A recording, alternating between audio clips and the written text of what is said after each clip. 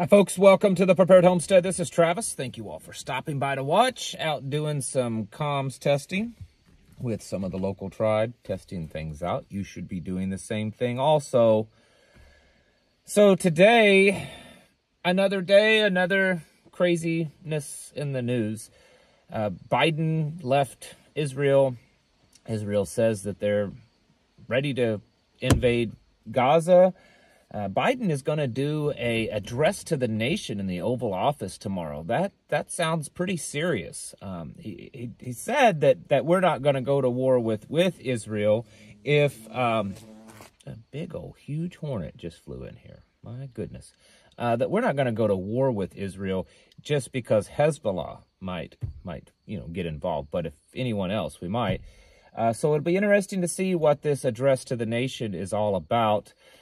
Israel's been doing some strikes inside of Syria. The Pentagon says that it's highly unlikely that Israel caused the explosion, bombing, whatever, at the hospital there in Gaza. A lot of stuff going on. Just more buildup and more craziness and more fear and more terror and more just dissenting, conflicting, division amongst everyone. Just like I've said, it's a big mess, and it's only going to get messier. Aside from that, we should also be preparing in a way like we probably never prepared before when it comes to things just falling apart. And I know I say that all the time. You hear me say it. I'm a broken record, right? What else can I say?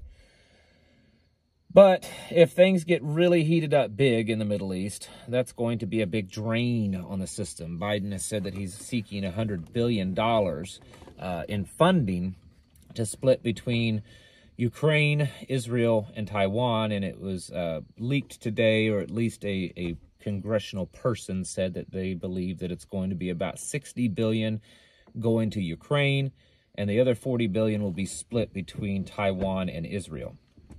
So we'll see that. But the point is if things get heated up more there, it's probably going to cause things to get heated up in other places. And then we've got all these others that haven't heated up yet, but they're getting there, like Armenia and Kosovo and those areas and stuff. And then, of course, China and Taiwan. If we're sending tens of billions of dollars to Taiwan, things are heating up there. China is getting more brazen with their getting close to Taiwan airspace and around their ships and even around things that we fly over there. And then, of course, there's North Korea upset that we've now planted a B-52 bomber in their backyard. So the point is if things get heated up just on the war front and not even anything else, supplies will become more and more limited and the prices will go up. The economy is not doing good. Inflation is small amounts, they say, but it's going up. Iran is threatening to do an oil embargo on Israel, and oil prices already went up today a few dollars a barrel and probably will continue to go up. Gold has gone up over the past week, and we should just expect to see things become more expensive. And if things get worse, and they most likely will, and referencing global conflict, things will become less available. Already, we have seen ammunition companies switch over to war building, meaning that they're not making ammo anymore for the civilian market. They're only making it for government. This will continue to happen most likely with other things, just a drain on the system. The Strategic Petroleum Reserve is almost barren. And if we involve at least in one more war, and maybe more, that could be pretty serious, which would cause oil prices to increase even higher than normal because there's no reserve there. We should be prepared for that. Also, just be prepared for, as we've seen, and as I've mentioned in the last couple of videos, people just don't like each other anymore. They can't get along. There's so much hate and fear and chaos.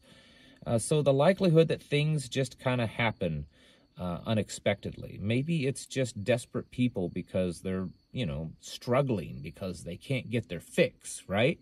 And so they see your lawnmower in your front yard, so they decide to steal it. Or they just come to do harm to you. That could be an increase. We could definitely see a rise in that, of just small crimes, thefts, burglaries, assaults, all kinds of things. We have to start preparing for this world that we live in, because we don't live in the same world anymore. The new normal was talked about a lot 2 or 3 years ago, and we are now in a new normal. We are in the Great Reset, folks. The Agenda 2030 is barreling full speed ahead. If you remember, I believe it was last May, not this past May of this year, but I think it was the one before, 2022. It may have been 23, but I think it was 2022. Around May, the United Nations and the World Economic Forum made a big announcement that they were working together to speed up the Agenda 2030 plan, that it wasn't moving quite fast enough, and they needed to speed it up. Well, by golly, it looks like it's sped up quite a bit, because in the past year or so, things have amplified even more. And it really all fits perfectly with a big global takeover plan. And so we have to realize that and accept that, but also plan accordingly. Old Klaus Schwab said a few years ago that we have to expect, and it wasn't we that he was talking to the elites. He said, we have to expect that people will become more angry. We have to prepare for that. Well, they've certainly become more angry in the last 2 or 3 years, and you and I need to prepare for that also. Just that people are going to do stupid things, like this. And even worse than stupid, violent things, criminal things. In their minds, sometimes it's desperation, and maybe it's just evilness, because the Bible tells us as the last days, or as the days of Noah comes nearer, people will become more filled with hate and evilness. So we have to prepare for that. The world has changed. We can't deny it anymore. And I know that most of you haven't. Most of you understand that.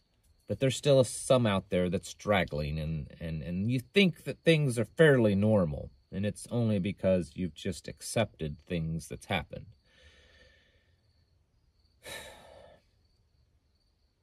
I know some of you still are on the bandwagon of a political change in the air, or we got to support this side or that side. And I'm not telling you that you're wrong. I'm telling you that you also need to put a lot of focus, in fact, more focus in what you're doing with yourself and with your family and with your tribe. Your circles need to be tightened, and you need to be preparing with those people, creating plans to communicate like I'm doing today. And this plan has already been in place, but we're just testing out some different gear. Also, plans of medical, how to take care of each other when it comes to medical situations, how to grow food together, how to provide security with each other. Do you have a fallback plan? Maybe you have several families involved in your little mag. What if things get so bad that you have to fall back to one property? Because if we ever saw anything like they saw in Israel a couple of weeks ago, that's going to be about the only way that you're going to survive that. A platoon of marauders or terrorists come onto your property, and it's just you, or you and your wife, or you and your husband. It's not going to go well for you. And so having a fallback plan so that several of you can defend the property together and to grow food together may not be ideal for a lot of you, but it also may be the only way to survive. And so work on those plans. Yes, all the stuff that's going on in the world are important, but they're not as important as what you're doing right now with your own family and your own tribe. That's the most important thing. So don't get so caught up in all of this news that's so dramatic and so ever-changing, and it's becoming amplified, and the speed and the intensity that it is going at is quite great right now. But don't let that hold you back or distract you from the things that you need to do, which are working with your own tribe, working with your own family and getting them ready. Stock up on things that you need. Remember, a lot of stuff comes from China, especially in the medical area. And so if we get involved with China, that's going to really hurt us when it comes to medicines and medical supplies. Ammunition, like I said, war's going to take all that. And then food, oh, that's going to be hurt too. So start stocking up aggressively. Folks need to get your houses in order. I say this all the time, but it's so true. And get prepared mentally, physically, and spiritually. Thanks for watching, and I'll catch you in the next video.